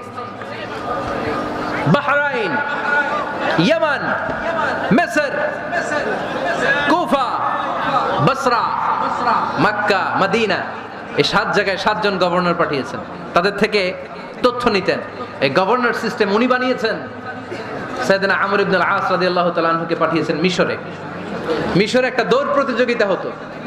ওই দৌড় প্রতিযোগিতায় আমর ইবনে আল-আস রাদিয়াল্লাহু তাআলা আনহুর ছেলে অংশগ্রহণ করেছে, কিন্তু এক মিশরি ওই দৌড় প্রতিযোগিতায় চ্যাম্পিয়ন হয়ে গেছে। রানার্স আপ হয়েছে আমর ইবনে আল-আসের ছেলে। এবার মিশরি ফার্স্ট আর গভর্নরের ছেলে সেকেন্ড। রাগের চোটে আমর ইবনে আল-আসের ছেলে ওই মিশরির মাথার মধ্যে কয়েকটা বাড়ি মেরেছে। মিশরি বলে আমার মাল্লা কেন? তুমি খেলায় পারো না, আমারে মাল্লা কেন? কয় আনা ইবনুল আকরামিন, আমি গভর্নরের পোলা, আমি যা বলবো এটাই হবে, আমার উপরে কথা নাই। মিশরি ওইখানে আর ঝগড়া বাঁধায় নাই, মনে দুঃখ নিয়ে মদিনায় চলে আসলেন। এসে বললেন আমিরুল মুমিনিন, আপনি আমর ইবনুল আস রাদিয়াল্লাহু তাআলা আনহুকে মিশরের গভর্নর বানিয়ে পাঠিয়েছেন। একটা প্রতিযোগিতায় আমি চ্যাম্পিয়ন হয়েছি, ওনার ছেলে হয়েছে রানার আপ। কেন সে চ্যাম্পিয়ন হতে পারে নাই? এই কারণে আমার মাথায় লাঠি দিয়ে 3টা বাড়ি মেরেছে। বিচারটা দিছে কার দরবারে?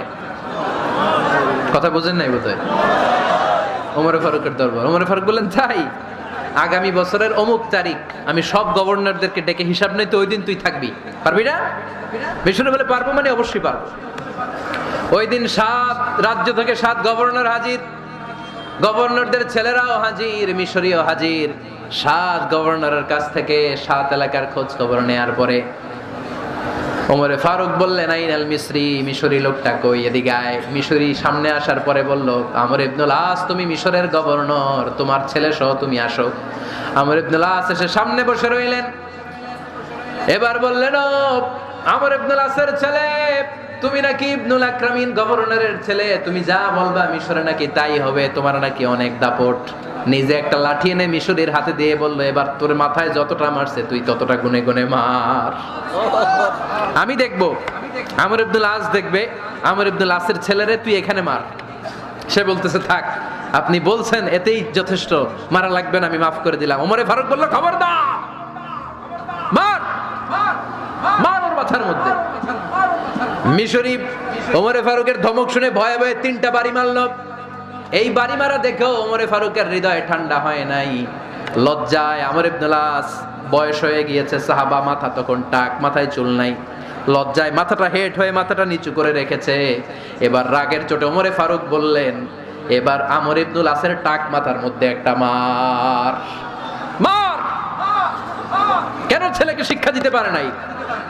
ইয়া আমর ইবনুল আস, মাতা জাআলতুমুন নাস আবিদা, তোমরা কখন মিশরীদেরকে নিজেদের দাস বানায় নিলা? ওয়াকাদ ওয়ালাদাতুম উম্মুহুম আহরারা, আর ওদের মায়েরা তো ওদেরকে স্বাধীন সন্তান হিসেবে প্রসব করেছে। মানুষদের উপর ক্ষমতাগিরি করার জন্য গভর্নর পাঠাই নাই। খবরদার, জনগণ তাদেরকে দেখভাল করার জন্য তোমাদেরকে পাঠানো হয়েছে, তাদের উপর কোনো অত্যাচার করার জন্য নয়। চিল্লায় বলেন ঠিক কি না? এরকম নেতা কয়টা লাগবে? কয়টা? ওই নেতার নাম কি? ওমর। হ্যাঁ, হুয়া ইয়াতি ওমর। 22 জায়গায় বিশ্বনবী কয় একটা, ওমরে ফারুক বলে আরেকটা। আল্লাহ বলে, বিশ্বনবী আপনার পক্ষে আমি আয়াত নাজিল করতে পারলাম না, আমি ওমরের পক্ষে নাজিল করে দিলাম।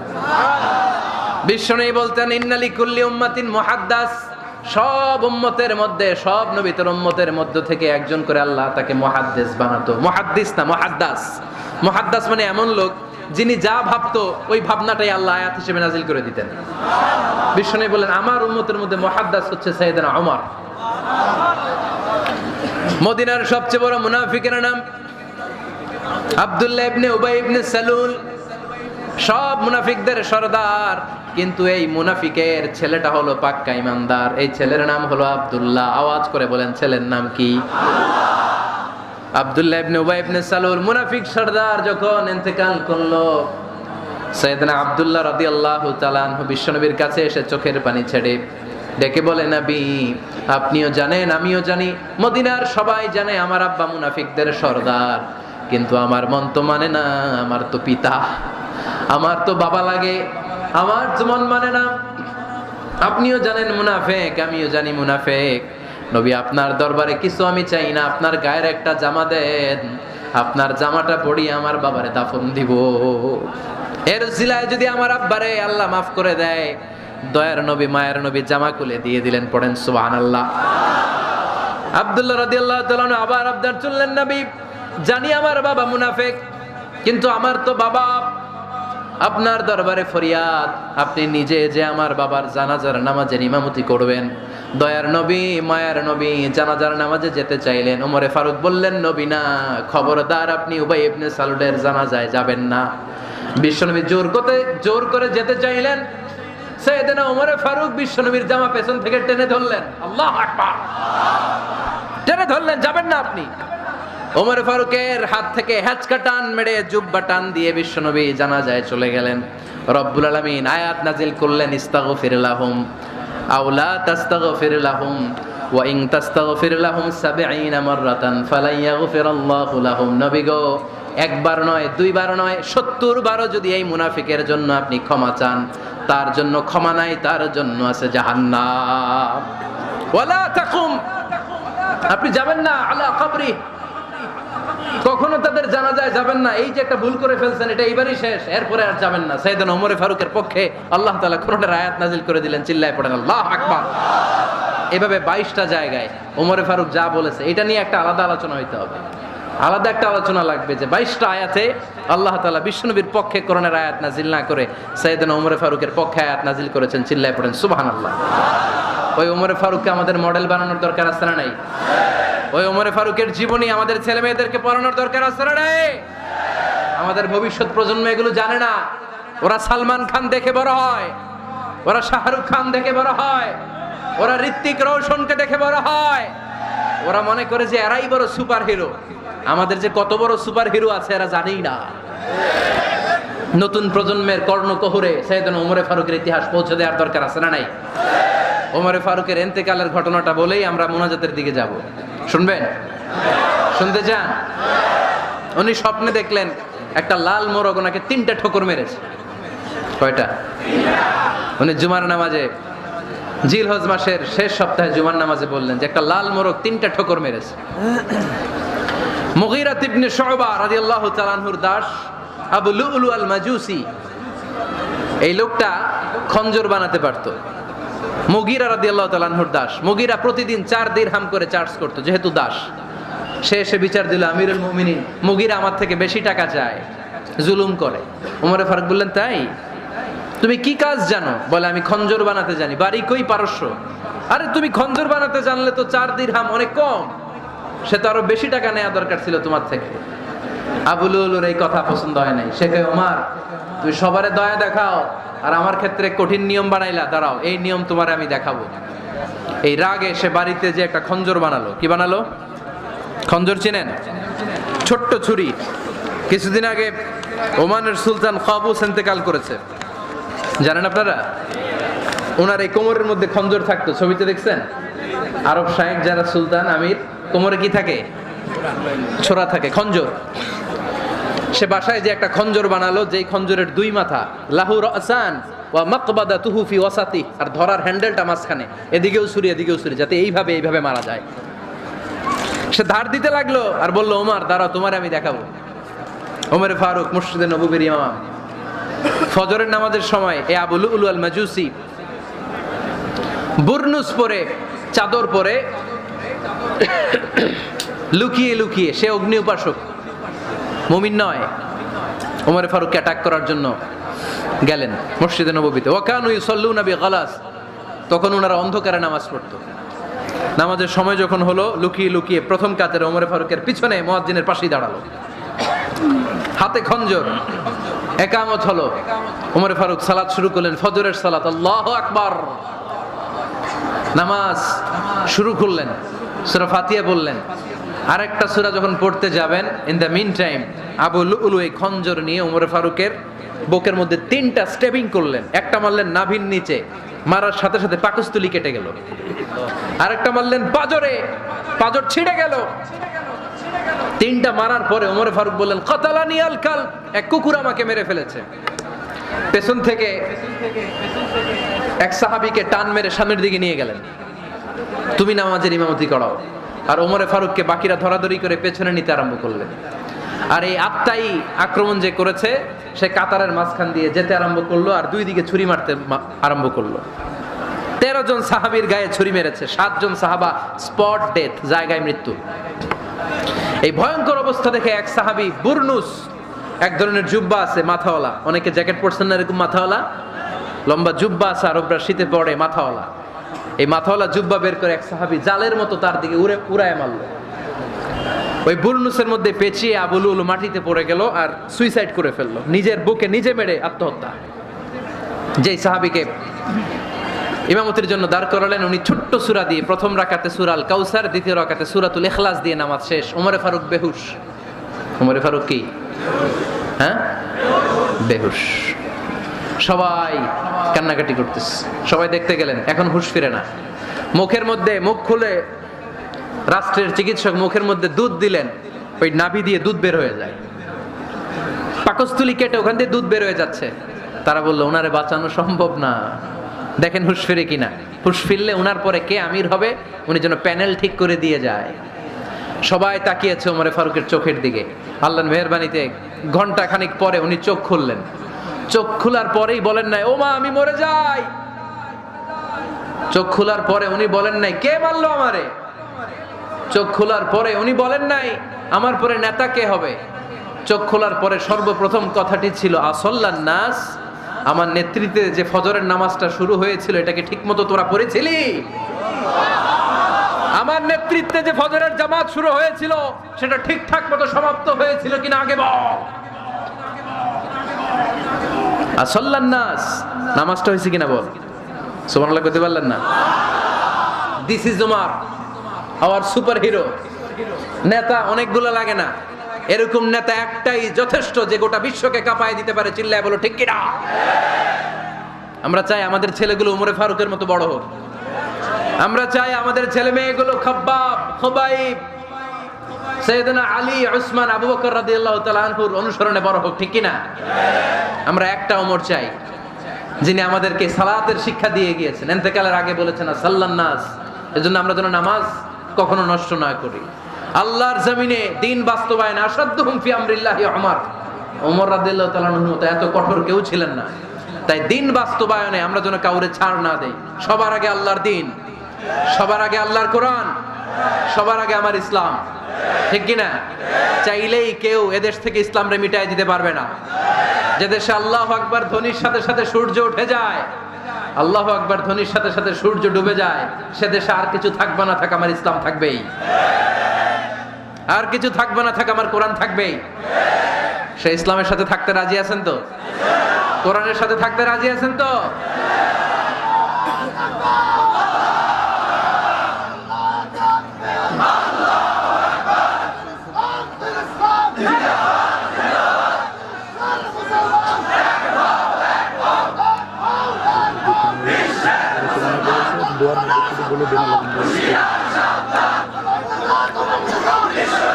আল্লাহ আমাদের সবাইকে কবুল আর মঞ্জুর করে নেক। আমরা পড়ি আমিন।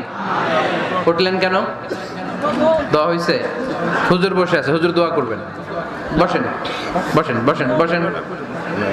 কয়েকজন ভাই কালিমা পড়ে মুসলমান হতে চায়। মুহতামিম সাহেবের হাতে, মুহতামিম সাহেবের হাতে ওনার মাদ্রাসায় আগামীকাল তারা কালিমা পড়বে। আমরা তাদের জন্য দোয়া করি। আল্লাহ তাআলা আমার ভাইদেরকে ইসলামের জন্য কবুল করে নেক।